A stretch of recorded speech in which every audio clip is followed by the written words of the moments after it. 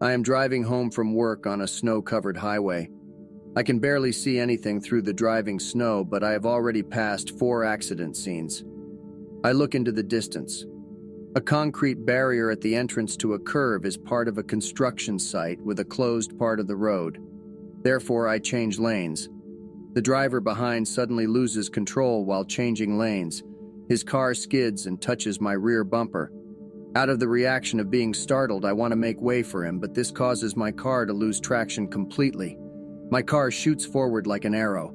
The wheels grip nothing and inevitably hurtle head-on toward the concrete barrier in the curve. "All over!" I scream out and my eyes go black. Then I feel myself rising quickly from the car and I see the memories of my life falling to earth in flashing golden images. I look back on my life, my eyes fall on Heinz, who smiles at me, and all at once I remember, we are constructivists. We can determine how we see our lives. So I decided to examine the falling memories and see if they gave me a clue as to how I might survive my impact on the concrete barrier. At the moment of my decision, the experiences in the form of golden images associated with flashing threads falling out of my body begin to rise and spin around my spirit body. From this, it is drawn into length, expanding more and more until it touches one of the memories and is immediately absorbed by it. It is night. I sit next to my friend Florian and experience how the car slides back and forth on the icy road from the passenger seat. Whenever the car's tires regain grip, he steps on the gas to navigate us past the power lines and out of the local area. The power lines' wooden poles are as massive as trees and at least as dangerous in a collision as if we were driving into a house made of concrete. In this way, we drift from one side of the road to the other and make it out of the village area with our last ounce of strength. In the process, we have gained some speed, which will be an incredible stroke of luck for our survival because we will need the speed to escape from our accident situation. Finally, our car loses all grip and slithers across both lanes inexorably toward the ditch. I see the wide-open eyes of both of our fear-distorted faces. Then I experience the moment of the accident, again from the passenger's perspective. I scream as the car finally leaves the road and glides eerily silent across the ditch, looking up at the night sky. Then my spirit body leaves the car again. I just see our car jump over the ditch to hit the snow of the icy field with all 4 wheels simultaneously. Miraculously, the axles hold, and I can just see the car speeding away through the field at car speed as my spirit body goes skyward, my memory dissolving into black nothingness. Again, the golden images of my life memories flow through me. Then the flow comes to an abrupt halt, and I lose consciousness. When I regain consciousness, I see myself sitting in the dense fog of the steam sauna next to my friend Wolfgang. He tells me about his accident and how he was rammed sideways in his car. He is happy about how lucky he was that this happened to him in the city and not on the highway, and he thinks that if he had been driving over 50 kilometers per hour, he would have died immediately. So the accident only broke his hip. I oversee us and learn. In this second memory, I am less taken in by the emotionality of the memory, so I have more control than in the first one. Therefore, I see the whole situation simultaneously, without switching internal and external perspectives in the observation. I can even enjoy this memory's peace and the feeling of shared security. Wolfgang is a good friend. Overall, I have probably learned more about science through his work on my text than from the professors in my studies.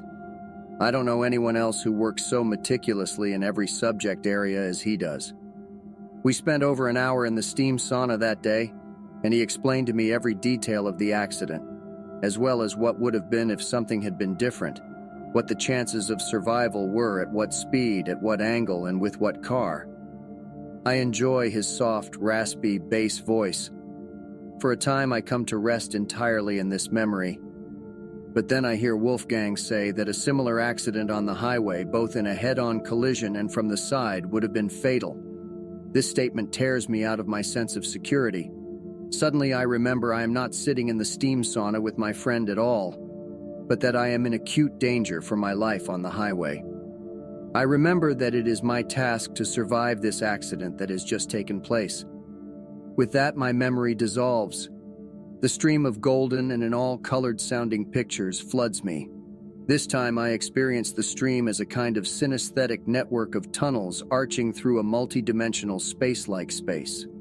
This reminds me of the dreams of my childhood and gives me a sense of warmth and security. Then these perceptions shatter, and I awaken to the next memory.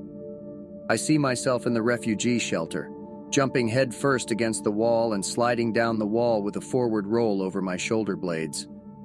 At the end of my workday at the refugee shelter, I gave Mohammed, a young man from Syria, private lessons in evolutionary movement meditation and fall school. Before fleeing, Mohammed was in a sports school specializing in floor gymnastics and was enthusiastic about parkour training. He had long wanted me to show him how I combined martial arts, movement arts, and meditation. One lesson turned into two, and as the third lesson dawned, we dared the craziest stunts and flying rolls. When the flow has the right speed and angle, you can use the resistance of the floor and wall to catapult you further without hurting yourself. Then the resistance becomes a tool for your movement, just as an object becomes useful because it opposes your movements. Objects are tangible clues to our own behavior. If you throw a stone at the water with the right momentum, you can even make stones jump over a lake, I hear myself say. As I watch us fly through the air and listen to what I have to say, the saving thought comes to me. If I yank the wheel around at the last moment, can I manage a flying roll over the concrete barrier? No sooner have I finished this thought than I find myself behind the wheel of my car again, just in time to put my thought into action. Literally, at the last moment before impact, I yank the steering wheel around and the rear end breaks free. The right front tire of my car hits the concrete barrier like a grenade at first. I lose consciousness in the process. The force of the impact breaks the axle connecting the two front tires and tears a large piece out of the metal rim of the front tire in addition to part of the tire. Fortunately, the accident report made it into the newspaper as the most spectacular winter accident, allowing me to describe how the accident happened while I was unconscious. The impact jerks the car's rear into the air, and the combination of momentum and spin sends the car flying over the concrete barrier in a screwed somersault. At the highest point of this flight arc, I regain consciousness for a moment just as my car begins its descent. Everything inside me screams out, "I don't want to die. This must not happen." Then my consciousness darkens and I pass out again. Strangely enough, during this fainting, I feel my life is connected with all life on this earth. I see countless communicating crystals shining and flashing in different colors. Everywhere it sparkles and flashes as if this earth's life would also fight for its survival against the final darkening. In the meantime, in reality, according to the newspaper report, my car hit the breakdown lane top first and then slid on for a few more meters across the concrete floor. Although most of the roof was crushed in the process, the roof over the driver's seat was miraculously spared. When I regain consciousness after about 20 minutes, everything is droning and glowing so intensely that I can't see anything except glaring outlines. Now I scream. The first clear impression I perceive is of crashing face first into a concrete wall. My car had already been lying on its roof for a while, and my supposed forward movement was only a sensory illusion caused by my concussion. Slowly, my senses calm down. I see myself hanging upside down in my car with my seatbelt fastened. What I had first thought was a concrete wall was the concrete floor of the breakdown lane. The car's windshield had stopped, not even 10 centimeters in front of my face due to the concrete floor of the railroad strip being full of cracks and heavily dented. To ensure I'm not hallucinating, I move my head forward and press my face nose first against the windshield. I feel the ice and cold of the concrete on my face. If someone hits me in the back now, all that will be left of my head is mush, is my first thought when I can think again.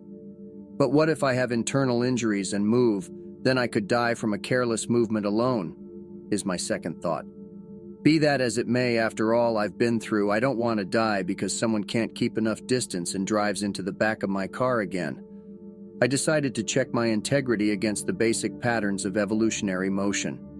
Every atom, even a healthy one, can swing vertically, laterally, and transversely, and that is what I'm trying to do with the micro movements of the spine. My body seems to be doing well. I dare to do a handstand with my legs propped up on the car's roof so I can release my seatbelt with one hand. To the left above me, the window is just wide enough for me to squirm through. Fortunately, the impact knocked almost all the glass out of the window frame. I screw my way through, legs first, scratching myself, only slightly bloody. Someone is already reaching out to me as I pull my upper body through the broken window. I hear a fearful voice.